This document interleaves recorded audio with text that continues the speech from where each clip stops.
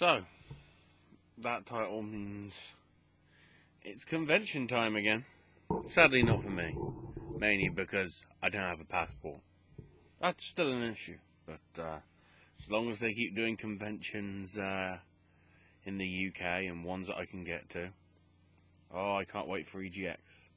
We're coming up, I think, like 7 weeks now, and the stuff will start getting announced after this one, because this week, a little bit earlier than usual, is Gamescom 2015 from Germany, and is admittedly, although it's the UK, although EGX is the UK's biggest, it's not Europe's biggest, nor is it the world's biggest, because that does go to Gamescom.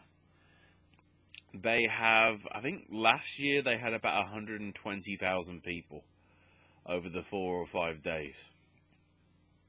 It's that crazy. I think they're expecting those numbers, if not more, again this time. And this time it looks a bit more of a mixed bag, because although we are going to have presence there from Sony and Nintendo, last year obviously Nintendo don't really announce stuff other than when they say we're having a Nintendo Direct, which could happen this week because they do it that short notice. It could be Tuesday and they go, oh, this Thursday, Nintendo Direct. That's going to be an interesting one.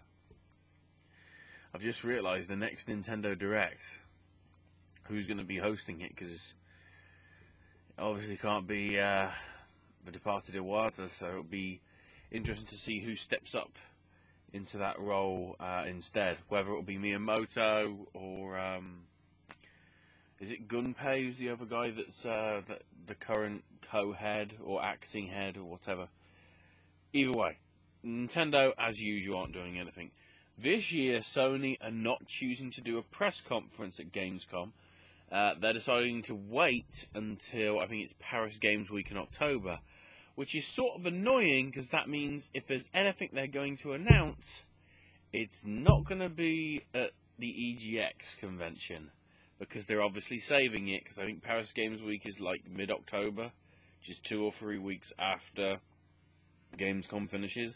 So if anything cool gets announced, we won't get to play it until possibly March. Or what if it gets around to other conventions, I guess. Like Comic-Cons and other game conventions that go on, other than the EGX. So yeah, no Sony. I mean, as I say, they will still have a presence. They'll still have more than likely Uncharted 4 probably there. Certainly the Uncharted Nathan Drake trilogy. Some of the PlayStation Plus stuff. The usual. But this, of course, means Microsoft has a big chance to gain a lot of interest. And I believe it's at 10 Eastern on Tuesday morning, the day before Gamescom opens, because it's a 5-day show from Wednesday through to Sunday. Microsoft is doing a press conference, and this is a press conference that's been planned since the off, because Microsoft have basically made a big deal of, there's so many games that we want to tell you about that we haven't announced all of them here. We're saving some for Gamescom. So, arguably, some of the ones that people are interested in is you've got Crackdown, the reboot of Crackdown, or whatever it's going to be, whether it's a sequel or not. Hopefully we get some actual info on that rather than a teaser trailer.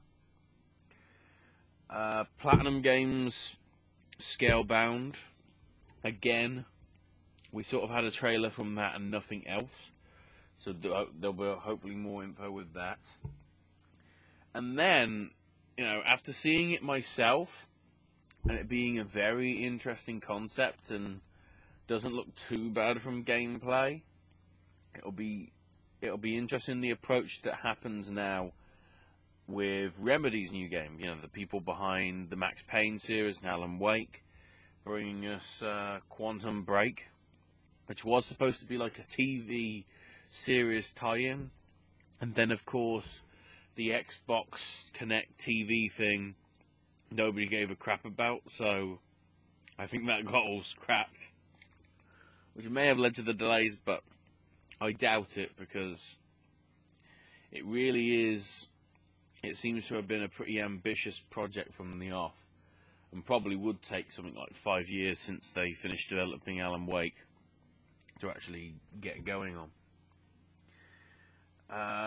We might be seeing more from Rise of a Tomb Raider. To be quite honest, they need to, because if you've got a game going up against Fallout 4, actually, because over here in the UK, they've realised that they're not going to compete with Fallout 4, so Tomb Raider is coming out on the traditional Friday release day rather than the Tuesday of the US releases. But then that does mean it is sandwiched, right between Fallout and Star Wars Battlefront. You know, Star Wars Battlefront seems to be getting mixed messages from the people that played it at E3 so far. You know, EA have, I don't know whether EA are doing a press conference themselves, but EA themselves, Star Wars Battlefront, I think, is definitely going to be there. Probably Plants vs. Zombies. Their sports games, obviously, Need for Speed, more than likely. You know, quite a lot of the stuff you saw announced at E3 and is coming out later this year, it will be there in some capacity. We already know Daniel Bryan's going to be there as part of WWE 2K. WWE 2K16. Probably because, you know, he doesn't need to wrestle. So I wonder if he's... I guess he can't be on Tough enough this week then, as a trainer, because he's going to be in Germany. I don't know.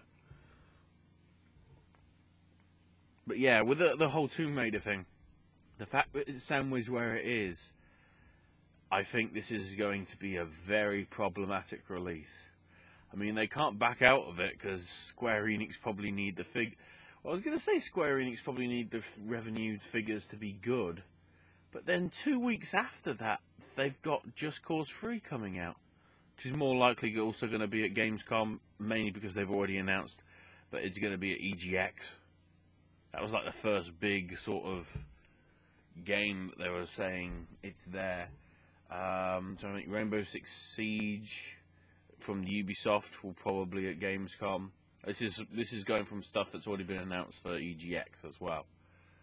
The new Assassin's Creed Syndicate game is apparently playable.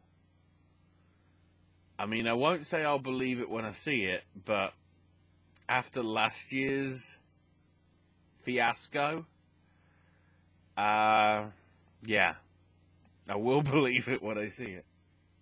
Oh no, believe it when I play it, hopefully. Obviously, a lot of people are expecting more info on Halo 5 Guardians, which probably would make sense because it's been a couple of months since the last sort of info drop on the story and multiplayer and things like that. Something else here would be whet the appetite, I guess. Then again, as well, if they could be doing some sort of, I doubt it'll be a reveal thing, because they don't seem to. Nobody seems to want to do reveals at the UK convention. Don't know why. Small indies can, but you know, exclusive modes announced. You know, not really. I think the closest thing that we got was showcasing off the perks in Call of Duty Black Ops 2. With David Vonderhaar being there. Well, no, it's the Prestige icons. That was the exclusive that they had there. That's like the biggest exclusive that they've had in years, which is a bloody shame. Konami, despite what you think of them, Well, regardless of what you think of them, they're going to have Metal Gear Solid 5 there, I'm pretty sure, in some shape or form. Obviously, Kojima won't be there, but, well, hopefully people will actually get to... We probably won't get to play that, actually, knowing Konami and how they work. There's also rumours on the Xbox front, because, yeah, this is just really going smorgasbord. Because I've got notes, but sort of everything else is mixing in. It's just listing companies and games, because in terms of proper details, we don't know a huge amount. There are some rumours that, have a quick look. Yeah, Press Play, which is the studio owned by Microsoft, who have previously done Kalimba and the widely praised Max the Curse of Brotherhood. Apparently they've got another thing in the works that could be revealed. There could be other stuff that we don't even know that Microsoft's going to show off. There might be some Gears of War Ultimate Edition stuff, given that comes out at the end of the month. Even though it's coming out this week, I'm probably thinking Rare Replay is going to be there. Because it obviously gets a European release, I think, on Friday. So if people go on the Wednesday, they're sort of playing it a couple of days early. Which I don't know whether that would be the actual retail version or like a weird sort of retail, except it isn't developer version. I'm not sure. In terms of other stuff, I think Paradox have got a conference of their own, showcasing some of their stuff off. Again, not really announcing what, but knowing Paradox's reputation in their previous games, it'll probably be stuff that certainly the European market will be interested in, because obviously it's mainly geared to the European audience, even though quite a lot of the world's media is going to be there. Trying to think if there's anything. I'm leaving the obvious big one till last. Trying to think. There was another thing that they were saying was rumoured. Oh yes, Blizzard are going to be having a conference on the Wednesday, where they've pretty much confirmed already that they'll be announcing the new World of Warcraft expansion at the event, which of course peeved a lot of Blizzard fans off, because they were thinking, so what's the point of going to BlizzCon now? And I'm secretly thinking the BlizzCon stuff is more likely now going to be Heroes of the Storm based. Also, what was it? The other one that they've got coming. StarCraft Legacy of the Void, I think it is.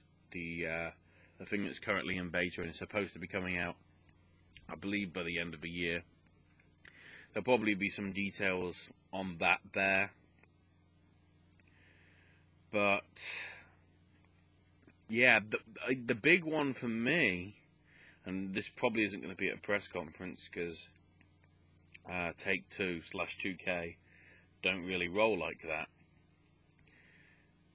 It's already been announced and confirmed, and this Wednesday we get the first gameplay trailer, but the first trailer and info on Mafia 3, which, judging from the way it looks, we're going very 70s, 80s by the looks of it, which sort of fits the timeline, because the first Mafia was sort of in the roaring 20s and 30s before the Second World War. Mafia 2 took place in the sort of 40s into 50s, I think, after the war.